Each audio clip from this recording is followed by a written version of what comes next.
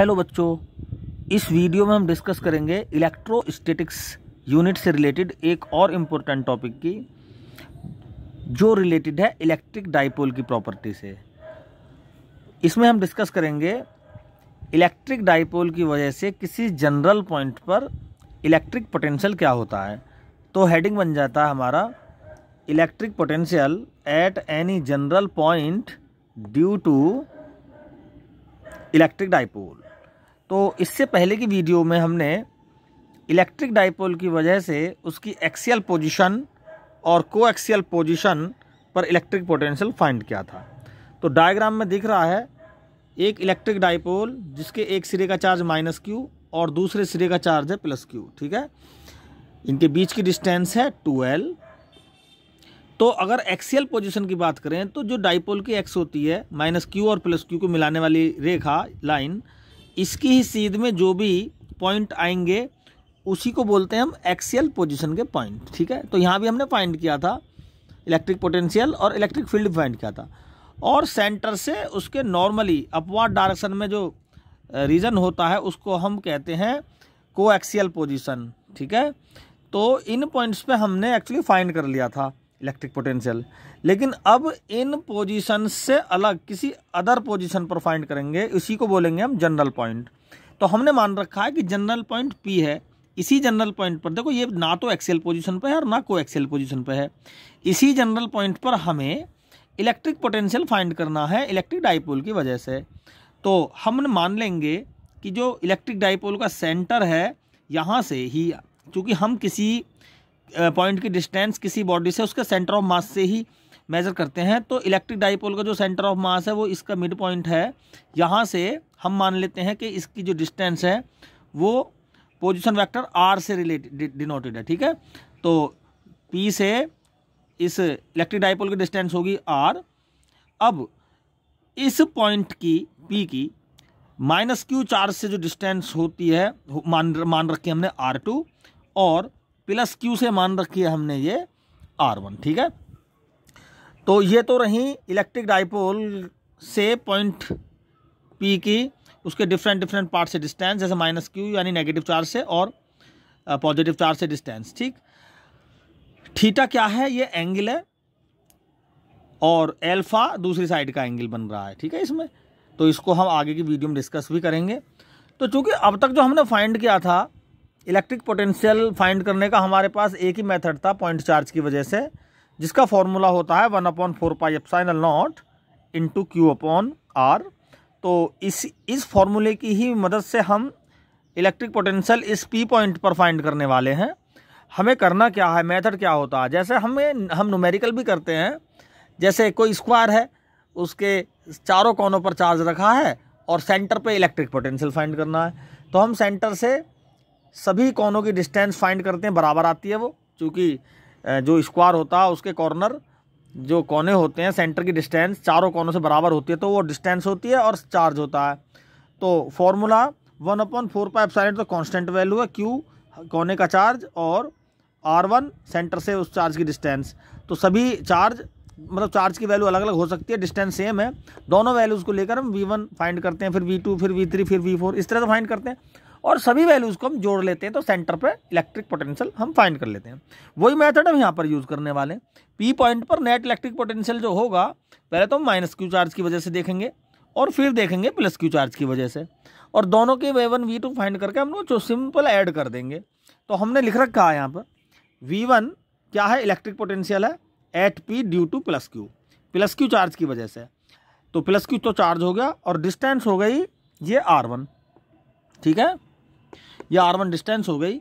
तो फॉर्मूला बन गया v1 = 1/4πε0 q/r1। ये तो हो गया +q चार्ज की वजह से, और v2 क्या हो गया, -q चार्ज की वजह से electric potential. v2 = 1/4πε0 -q/r2। Simply दोनों को हम ऐड कर देंगे, दोनों पोटेंशियल्स को, v = v1 + v2। ये माइनस का है तो यहाँ पर सेकेंडली माइनस आ जाएगा, जब हम जोड़ेंगे q/4πε0 कॉमन आ जाएगा 1/r1 - 1/r2। तो ये हो गया हमारा नेट इलेक्ट्रिक पोटेंशियल।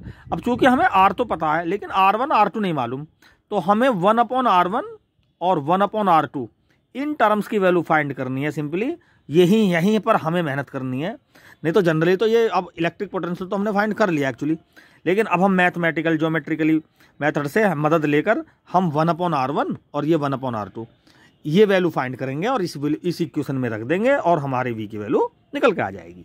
तो ओवरऑल 1/r1 की वैल्यू फाइंड करेंगे पहले, तो बस एक बार 1/r1 की वैल्यू फाइंड हो जाए फिर तो 1/r2 की सिंपल इसी तरह से कर लेंगे। तो पहले करते हैं 1/r1 की। तो 1/r1 की वैल्यू फाइंड करने के लिए हमें r1 की वैल्यू चाहिए, फिर उसका इन्वर्स कर देंगे। तो r1 देखते हैं कहाँ है, यहाँ पर ये r1 है, ये r है और ये l है। तो सिंपली हम फंडा लगाएंगे कि भाई जो ये r है ना, ये रिजल्टेंट वेक्टर है जो r1 और l के सम के बराबर होगा अकॉर्डिंग टू ज्योमेट्रिकली। तो हम लिख देंगे सीधा r = r1 + l। तो हमने लिख दिया, ये यहाँ पे लिख दिया r = r1 + l, और यहाँ से r1 की वैल्यू निकाल दी हमने, r1 = r - l। सिंपल, कोई दिक्कत नहीं। अब इसका स्क्वायर कर देंगे और स्क्वायर करने के बाद ये हो जाएगा r1² = r² + l² - 2rl cos theta. यहाँ से r² कॉमन ले लेंगे, यहाँ से 1 + l² - 2l/r cos थीटा बचा। ये l² बहुत ही छोटी वैल्यू है, 1 से बहुत छोटी है, तो हम इसको इग्नोर कर देंगे क्योंकि हमें कैलकुलेशन थोड़ी सी कॉम्प्लिकेटेड ना हो, सिंपल करनी है। r1² = r² 1 - 2lr cos थीटा/r। यहाँ से स्क्वायर रूट ले लेते हैं, तो r1² का r1 हो जाएगा, r² का r, और ये हो जाएगा 1 - 2l cos थीटा/r। चूंकि स्क्वायर रूट ले रखा तो 1/2 पावर में आ गया। अब चूंकि हम कह रहे थे ना कि 1/r1 की वैल्यू चाहिए, तो हमें r1 की तो वैल्यू मिल गई यहाँ से, तो हम 1/r1 की वैल्यू फाइंड करेंगे, तो इन्वर्स कर देंगे। तो r1 का 1/r1 हो जाएगा, r का 1/r हो जाएगा। यहाँ से 1 - 2l और ये +½ है ना, ये -½ हो जाएगी। तो बाइनोमियल थ्योरम अप्लाई करेंगे यहाँ पे हम। बाइनोमियल थ्योरम क्या होती है मैं बता दूँ आपको। बाइनोमियल थ्योरम कहती है 1 + x की पावर अगर n है तो इसको हम लिख सकते हैं 1 + nx सिंपली। इसके आगे की टर्म भी आती है, इग्नोरेबल है, बहुत छोटी टर्म है।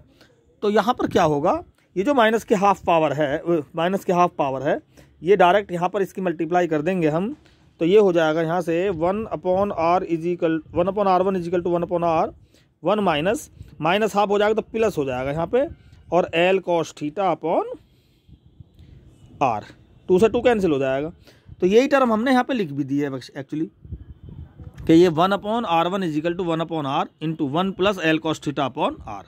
ठीक है, तो ये हमारे पास 1/r1 की वैल्यू आ गई है। अब सिंपली हम 1/r2 की फाइंड कर सकते हैं। तो r2 देख लेते हैं डायग्राम में एक बार। तो यहाँ पर r किस किस के सम के बराबर है, r2 वेक्टर और l के बराबर। तो हम लिख लेंगे r = r2 + l। यहाँ से r2 हो जाएगा r - l, सिंपल बिल्कुल। जैसे हमने r1 को r - l लिख दिया, ऐसे ही हम यहाँ पर r2 को r - l लिख देंगे।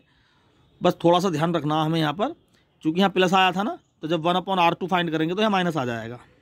ठीक है, यहाँ माइनस आ जाएगा टर्म में, ये प्लस आ रही थी टर्म, यहाँ पे माइनस। वो क्यों आएगी, क्योंकि हमने थीटा जो लिया था यहाँ पर, ये वाला लिया था एंगल। ठीक है, यहाँ पर ये अल्फा लेंगे, alpha means pi minus theta. ठीक है, अल्फा का जो वैल्यू है वो पाई माइनस थीटा होगी, क्योंकि ये पूरी लाइन 180 की होगी, और तो इसकी वैल्यू जो होगी वो थीटा को 180 में से यानी पाई में से माइनस करना होगा। तो पाई माइनस 180 टर्म की वजह से यहाँ पर तो प्लस था, और पाई माइनस 180 की टर्म की वजह से यहाँ माइनस का l cos थीटा/r आ जाएगा। ठीक है, तो इस तरह से 1/r2 की हम डायरेक्ट वैल्यू लिख सकते हैं, थोड़ा सा साइन को देखकर। ठीक, अब क्या होगा, 1/r2 और 1/r1 दोनों वैल्यूज हमारे पास हैं। हम फर्स्ट इक्वेशन की मदद लेके इन वैल्यूज़ को यहाँ पुट करके हम यहाँ से इजीली v की वैल्यू फाइंड कर सकते हैं। ठीक है, देखें ज़रा, v = q/4πε0, वही ये टर्म कॉमन है, और यहाँ से 1/r यानी ये वाली टर्म लिख दी हमने, और माइनस ये वाली टर्म लिख दी हमने यहाँ पे। ठीक है, दोनों टर्म लिख दी। जब हमने ब्रैकेट को ओपन किया 1 से 1 कैंसिल हो गया, l cos theta + l cos 2l cos theta हो गया यहाँ पर, और r² हो गया। ठीक है, अब q × 2l होता है p, यानी इलेक्ट्रिक डाइपोल मोमेंट, यानी जो हमारा ये इलेक्ट्रिक डाइपोल है ना, इलेक्ट्रिक फील्ड के अपोजिट डायरेक्शन में इलेक्ट्रिक डाइपोल मोमेंट होता है। तो +q से लेके -q की तरफ को तो इलेक्ट्रिक फील्ड की डायरेक्शन होगी, और इसके अपोजिट होती है इलेक्ट्रिक डाइपोल मोमेंट की डायरेक्शन। ठीक है, ये p वेक्टर क्या शो कर रहा है, इलेक्ट्रिक डाइपोल मोमेंट। ठीक, तो इस इलेक्ट्रिक डाइपोल मोमेंट की फॉर्म में हम इस v की वैल्यू को यहाँ पर फाइंड कर देंगे और q डॉट 2l के प्लेस पर p लिखकर v is equal to 1/4 pi epsilon naught p cos theta upon r square, ये टर्म निकल के आ जाएगी जो रिजल्टेंट इलेक्ट्रिक पोटेंशियल का डेरिवेशन है। तो इसमें ये क्लियर हो रहा है, अगर r स्क्वायर जो इलेक्ट्रिक पोटेंशियल है वो r स्क्वायर के इन्वर्सली होगा। अब ध्यान देने की वाली बात यह है, जो पॉइंट चार्ज था उसकी वजह से जो इलेक्ट्रिक पोटेंशियल होता है वो r के इन्वर्सली प्रोपोर्शनल होता है, लेकिन जनरल पॉइंट पर ये इलेक्ट्रिक पोटेंशियल r स्क्वायर के इन्वर्सली प्रोपोर्शनल होगा। ये हमें लर्न रखना, ठीक है। दूसरा पॉइंट, यहाँ से हम एक्सियल और कोएक्सियल पोजीशन पर v की वैल्यू फाइंड कर सकते हैं। एक्सियल पोजीशन पर थीटा 0 डिग्री होता है तो cos 0 की वैल्यू 1 हो जाएगी, v की वैल्यू हो जाएगी 1/4 pi epsilon naught p upon r square. और कोएक्सियल पोजीशन पर थीटा बराबर 90 डिग्री होता है, यानी अगर देखें तो इस पॉइंट पर ये थीटा क्या हो जाएगा, पूरा 90 डिग्री हो जाएगा, ठीक है। यानी इस सीट में तो थीटा 0 डिग्री होगा यहाँ पर, तो cos 0 की वैल्यू 1 होती है। लेकिन अगर कोएक्सियल पोजीशन को देखें तो ये डिस्टेंस इस इलेक्ट्रिक डाइपोल के 90 डिग्री पर होगा, तो थीटा 90 डिग्री रखकर हम क्या कर सकते हैं, इलेक्ट्रिक पोटेंशियल को कोएक्सियल पोजीशन पर फाइंड कर सकते हैं। जो आता है cos 90 की वैल्यू होती है 0, तो cos 90 वैल्यू 0 हो जाएगी तो सारा इलेक्ट्रिक पोटेंशियल क्या हो जाएगा यहाँ पर 0, यानी कोएक्सियल पोजीशन पर इलेक्ट्रिक पोटेंशियल की वैल्यू क्या होने वाली है, 0 होने वाली है। तीसरी कंडीशन इसमें और देखेंगे हम, जैसे ये v इज इक्वल टू है, मैं यहाँ पर करता हूँ इसको, ये निकल के आया हमारा v is equal to 1/4 pi epsilon naught p cos theta upon r square, p cos theta upon r square. अगर हम इसको वेक्टर फॉर्म में चेंज करें तो r कैप की मल्टीप्लाई करनी पड़ेगी और r कैप को लिख सकते हैं हम r अपॉन r, ये वेक्टर हो जाएगा और यहाँ से आ जाएगा 1/4 pi epsilon naught p dot r upon r cube. तो p डॉट r का मतलब है P R cos theta, p dot r को लिख सकते हैं हम पी आर cos थीटा, यानी जो इलेक्ट्रिक पोटेंशियल की जो वैल्यू होगी वो इलेक्ट्रिक डाइपोल मोमेंट p और पोजीशन वेक्टर r के बीच के एंगल पर भी निर्भर करेगी। यानी p तो ये है, इलेक्ट्रिक डाइपोल मोमेंट p की डायरेक्शन तो ये हो गई और पोजीशन की डायरेक्शन होगी ये r की डायरेक्शन। दोनों के बीच के एंगल थीटा पर डिपेंड करेगा इलेक्ट्रिक पोटेंशियल। थीटा 90 डिग्री तो ये यहाँ पहुँच जाएगा, v 0 हो जाएगा, cos 0 एक्सियल पोजीशन थीटा 0 कर दो तो एक्सियल पोजीशन पर ये वैल्यू मैक्सिमम हो जाएगी, ठीक है। तो इस तरह से हम किसी इलेक्ट्रिक डाइपोल की वजह से कि उसके जनरल पॉइंट पर इलेक्ट्रिक पोटेंशियल फाइंड करेंगे और इसकी तरह तरह की कंडीशंस और जगह जगह इसकी पोजीशन चेंज करके हम थीटा चेंज करके इसकी वैल्यू को हम वेरी कर सकते हैं। Thank you.